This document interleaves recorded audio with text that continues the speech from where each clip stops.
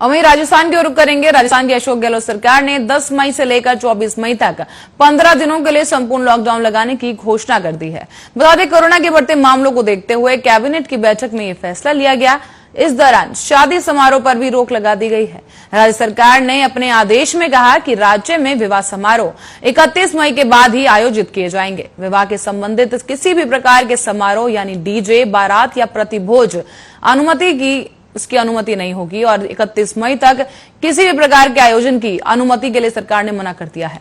वहीं आपको बता दें, विवाह पर जो है फैसला सुनाते हुए सरकार की तरफ से कहा गया है कि विवाह घर पर या कोर्ट मैरिज के रूप में ही करने की अनुमति होगी, जिनमें कुल 11 लोग ही उपस्थित रह सकेंगे। साथ ही सरकार द्वारा बयान में यह भी कहा गया कि ग्रामीण क्षेत्रों में श्रमिकों के संक्रमित होने के मामले सामने आए हैं। इसे देखते हुए मनरेगा के कार्य भी स्थगित रहेंगे। इस संबंध में दिशा निर्देश जल्द ही जारी किए जा सकते हैं।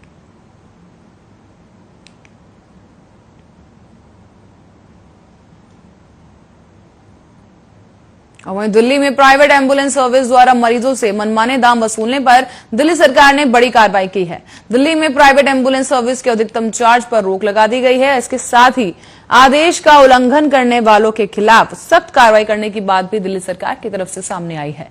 बता दें कि कोरोना महामारी के समय में प्राइवेट एम्बुलेंस तीमारदारों से मनमाना किराया वसूल रही है, जिसके बाद लगातार शिकायत मिलने पर सरकार ने मामले में कार्रवाई की और एम्बुलेंस के किलोमीटर के हिसाब से दाम फिक्स कर दिए गए हैं, जिससे प्राइवेट एम्बुलेंस तीमारदारों से मनमानी वसूली नहीं कर सकेगी।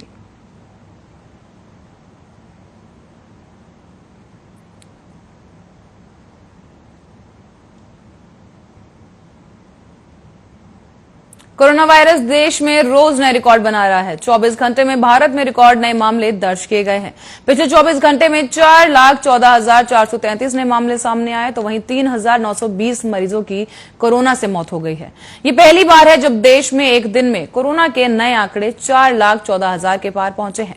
इससे पहले बुधवार को देश में कोरोना के 4,12,618 नए मामले सामने आए थे और वहीं 30 अप्रैल को कोरोना के नए मामलों का आंकड़ा 4,02,351 था। लगातार बढ़ रहे कोरोना मामलों के बीच इस महामारी की संभावित तीसरी लहर को लेकर सुप्रीम कोर्ट ने केंद्र सरकार से तैयारियों पर सवाल किया है। सुप्रीम कोर्ट ने पूछा कि तीसरी लहर में अगर बच्चे कोरोना संक्रमित होते हैं तो सरकार के पास उनके इलाज के लिए क्या प्लान है। सुप्रीम कोर्ट ने पूछा कि अगर बच्चे संक्रमित हुए तो क्या माता पिता अस्पताल में रहेंगे। इसके साथ ही सुप्रीम कोर्ट ने यह सवाल भी किया कि क्या हम नए ग्रेजुएट डॉक्टर और नर्स का तीसरी लहर के दौरान इस्तेमाल कर सकते हैं।